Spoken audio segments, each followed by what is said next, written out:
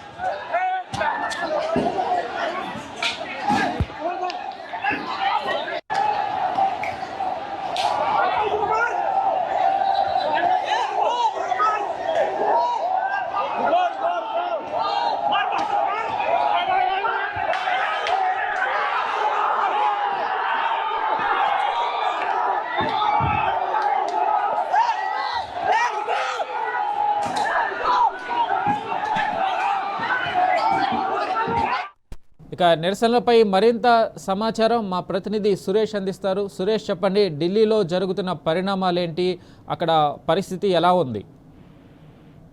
వెంకట, ఇవాళ జేపీ నడ్డా జరిగిన పరిణామాల విషయంతో మీడియాతో మాట్లాడినటువంటి విషయాలను చూస్తున్నప్పుడు కూడా విద్యార్థులు ఆందోళన చెందాల్సిన అవసరం లేదు, పార్లమెంట్ లో నెలకొన్న పరిస్థితులపై ప్రభుత్వం చర్చకు సిద్ధంగా ఉందనే విషయాన్ని తెలిపారు.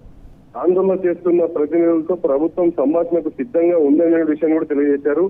కాకపోతే ఏంటంటే జంతర్ మంతర్లో ఉన్నటువంటి పరిస్థితులు మాత్రం ఇవాళ తీవ్రమైనటువంటి పరిస్థితులు దారితీసింది. ఇవాళ పరిస్థితులు చూసుకుంటే 22వ తేదీ జంతర్ మంతర్ వద్ద భారీ సంఖ్యలో విద్యార్థులు సాయంత్రం వరకు కూడా గుమ్మికున్నటువంటి పరిస్థితులు, కార్యకర్తలు, ఇటు బీజేపీ కార్యకర్తలు, దీంతో పాటు విద్యార్థులు భారీ స్థాయిలో చేరుకున్నారు. దీంతో పాటు ఢిల్లీ పోలీసులు కూడా భారీ భద్రత ఏర్పాట్లు చేయడం జరిగింది. జంతర్ మంతర్ పరిసర ప్రాంతాల్లో కూడా అదనపు పోలీసు బలగాలు, బ్యారికేడ్లు కూడా మోహరించబడినటువంటి పరిస్థితి. కాకపోతే బీజేపీ కేంద్ర ప్రభుత్వంతో చర్చలకు సిద్ధమని ప్రకటించింది. అయితే చర్చలు జంతర్ మంతర్ లోనే లేదంటే తటస్థ వేదికలు జరపాలనేటువంటి స్పష్టమైనటువంటి ఆదేశాలను వాళ్ళు కోరడం జరిగింది. కాకపోతే కేంద్ర ప్రభుత్వం ఈ చర్చలకు సిద్ధమని తెలిపిన విద్యాశాఖ మంత్రి ధర్మేంద్ర ప్రధాన్ రాజీనామాపై పట్టుబడడం కారణంగా ఎలాంటి హామీ ఇవ్వకపోవడంతో వెనుకబడినటువంటి పరిస్థితి. దీని కారణంగానే 16 పోలీస్ స్టేషన్లు ఉదయం నుంచి కూడా సెంట్రల్ ఢిల్లీలో బంద్ చేశారు. మెట్రో అన్నిటి బంద్ చేయడం కారణంగా విద్యార్థులు ఇక్కడ రాకున్నటువంటి ప్రయత్నం చేసినప్పటికీ కూడా బీజేపీ కార్యకర్తలు, విద్యార్థులందరూ కూడా జంతర్ మంతర్ చేరుకున్నారు. కేంద్ర ప్రభుత్వం చేసినటువంటి వ్యవహారాల విషయం పైన కేంద్ర ప్రభుత్వం సానుకూలంగా స్పందించకపోవడం పైనటువంటి దాని కారణంగా దీంతో పాటు పోలీసులందరూ కూడా చేసినటువంటి వాళ్ళ జాగ్రత్తల విషయం పైన ఉద్రిక్త పరిస్థితులు నెలకొనింది.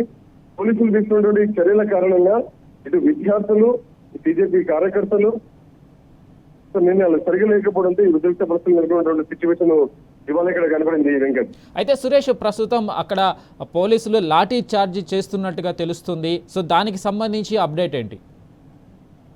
కాకపోతే ఇప్పటి వరకు కూడా శాంతియుతంగా ర్యాలీ చేస్తామని బీజేపీ ప్రకటించినటువంటి సిచ్యువేషన్, పార్లమెంట్ ర్యాలీని వాళ్ళు జూలై 20వ తేదీ చేశారు. కానీ ఇప్పటి వరకు కూడా మరోసారి చేస్తామనే ఉద్దేశంలో వాళ్ళు చేయలేదు. కాకపోతే రాత్రి ఇవాళ ఉద్రిక్త పరిస్థితులు నెలకొన్నాయి.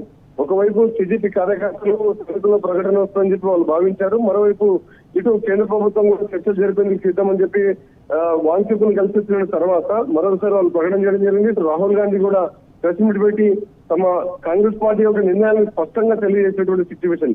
కానీ కేంద్ర ప్రభుత్వం విషయంలో ఒప్పుకునేందుకు సిద్ధంగా లేదు.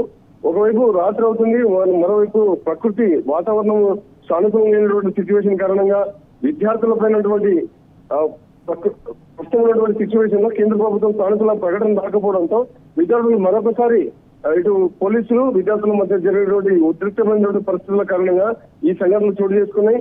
ప్రస్తుతం మరొకసారి స్వల్ప లారీ చార్జ్ జరిగినటువంటి సిచ్యువేషన్ ప్రస్తుతం జనతా మోటార్లో కనిపిస్తుంది. అయినప్పటికీ కూడా విద్యార్థులు మాత్రం ఖచ్చితంగా తమ ఆందోళన విరమించేది మాత్రం ధర్మేంద్ర ప్రధాన్ రాజీనామా చేసే వరకు కూడా తమ ఆందోళన కొనసాగిస్తామని చెప్పేటువంటి సిజేపీ స్పష్టమైనటువంటి చెప్తున్నటువంటి పరిస్థితి. Venkat. Okay, right Suresh, thank you.